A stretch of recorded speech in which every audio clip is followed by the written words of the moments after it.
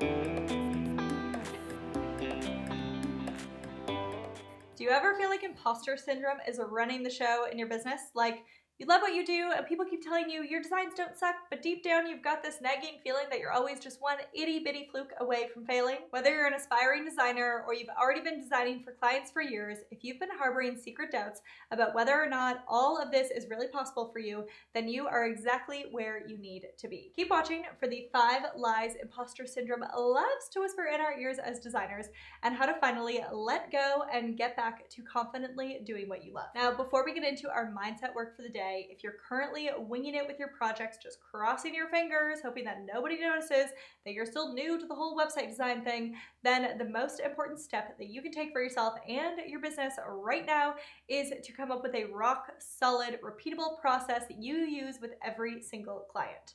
No more making it up as you go along and constantly feeling like you're about to drop the ball. I'm sharing my complete web design client process checklist right here, and you can also find it for you in the description below. Okay, so let's look at those 5 lies that imposter syndrome tells us as a web designer. Lie number 1, no one will take you seriously. One of the biggest secret fears we tend to have about starting a web design business is, what will people think? And who do we mean by people? The people who knew us as the child they babysat, or that kid who butchered the word humongous in the grade 4 spelling bee, or that girl who went through multiple awkward fashion moments, worked that random retail job, and spent 4 years going to college for something not even remotely related to website design. By people, we mean our family, our friends, our acquaintances, and let's be honest, our frenemies too. How will these people ever take me seriously when I suddenly decide to show up online and announce I'm a professional website designer now? When obviously they know better. Great news! Your friends, family, acquaintances, and frenemies are not the client you are trying to reach with your web design business. Sure, you might rely on people in your circle to help you drum up a bit of business at first, but once you've picked your niche and start going all in on serving that one person, suddenly what all those other people think could literally not matter any less. Here's how it usually goes down, which I promise is the exact opposite of everything you are currently picturing in your mind. You pick a niche and you start learning everything you can about it. You start showing up consistently and are generous about sharing everything that you are learning and that you know with the people who could benefit from that information. Suddenly, your name starts popping up everywhere for the person in your niche who is searching for answers. Then, bam, someone you've never laid your eyes on in your entire life discovers your business, sees how much you've been able to help them and others, and right from day one, these people view you as nothing less than the absolute expert on that topic. Those are the people you are starting your business for, not your grade school crush who still follows you on Instagram, not the ladies in your Aunt Margie's bridge club, and not the other moms in the school drop-off line who have seen you accidentally show up wearing 2 different shoes. So stop believing imposter syndrome when it tells you that no one is going to take you or your business seriously, because that's simply not true. Now, lie number 2, imposter syndrome loves to make you believe this: you don't belong here. Social media has made it easier than ever to compare yourself to what you think is normal for other designers or what success should look like. It's easy to get the sense that there's this sort of club for real website designers that you'll never be allowed to join. These designers are trendier and more popular than you. They started their business at a younger age, and they have more sparkly personalities and better opportunities because of who they know. You'll never be part of the it or cool club, so it's better just to put your head down, be thankful for the projects that come your way, and try not to draw any attention to yourself.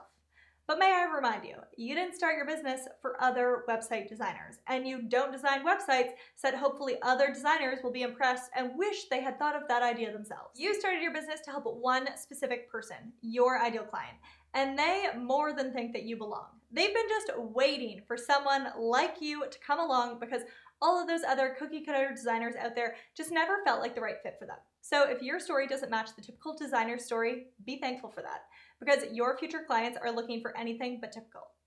Now, lie number 3 is that you are not smart enough, and I hear this all the time. Paige, I'm not a coding genius like so-and-so, and I didn't go to school for this. Cool, me neither. You're looking at the girl who has her master's degree in recreation and leisure. Yes, that is a thing. I have 0 computer science studies, 0 prior experience, and yet I was able to build a successful web design business where $10,000 months quickly became my norm. How?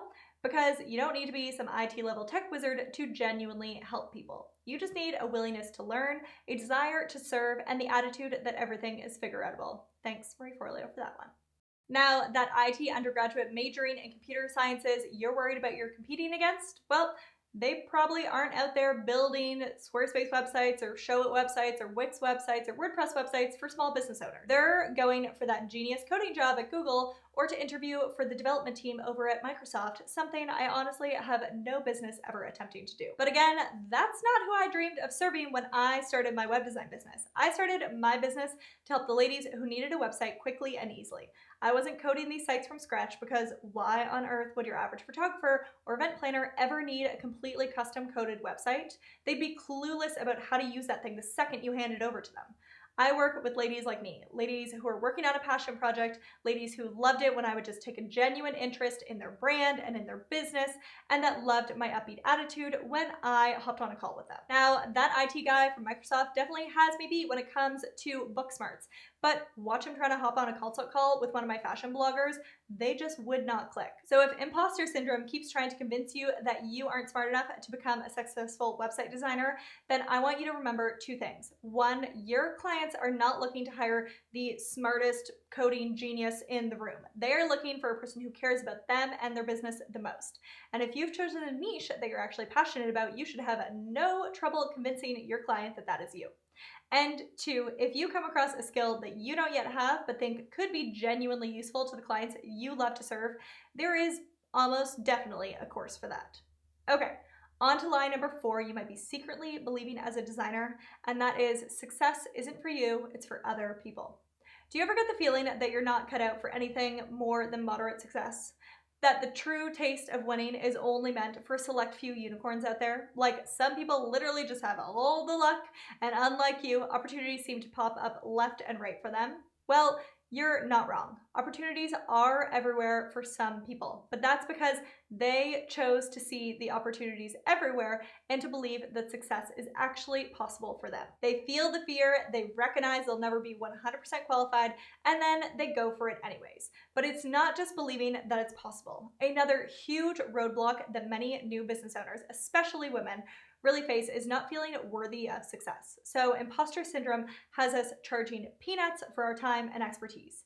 Even if deep down we know that we are bringing in an immense value, we don't feel worthy of making money from something that we enjoy, or maybe something that comes easily to us, or for helping someone with something that honestly ourselves are still figuring out how to do. We secretly believe investing in ourselves and in our businesses is selfish, and wanting to charge more is greedy or somehow taking advantage. So we downplay our accomplishments and we shelve our future goals for fears that we simply aren't meant to have them. So next time imposter syndrome tells you you don't deserve success, I want you to remember two things. You are meant to have what you work for, and it's okay to work for what you want.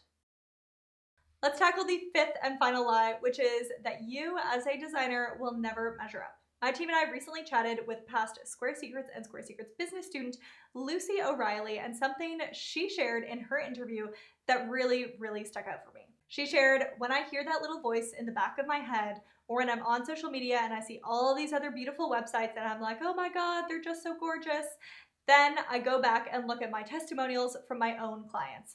And that's when I'm like, they love what I do. If no one was buying from you, or you were getting complaints, or people were asking for their money back, well then maybe you've got a problem. But you're not designing for other designers. You just have to listen to your clients' feedback and believe in yourself. And that's such great advice, right? So well done, Lucy. But it's true. The only person you are trying to measure up to is yourself. So if you're finding ways to grow as a designer and a business owner and are working to improve your process based off client feedback and each new experience you have under your belt, then you, my dear, are measuring up. So that's all I have for you today. I hope you found some encouragement in this video and that it will help you recognize some of the lies you may be believing about yourself as a designer, so you can start swapping out all of those internal dialogues for something a bit kinder. Now don't forget, while you're here, to take advantage of that handy client process template I'm giving away for free. You can find that in the link in the description below. And as always, if you've been able to benefit from today's little web designer TED Talk in any way, let me know by hitting the like button. And be sure to also tap the subscribe and bell icon to be the first to know when new content drops on the channel. If you're wondering what to watch next, I highly recommend checking out these videos too.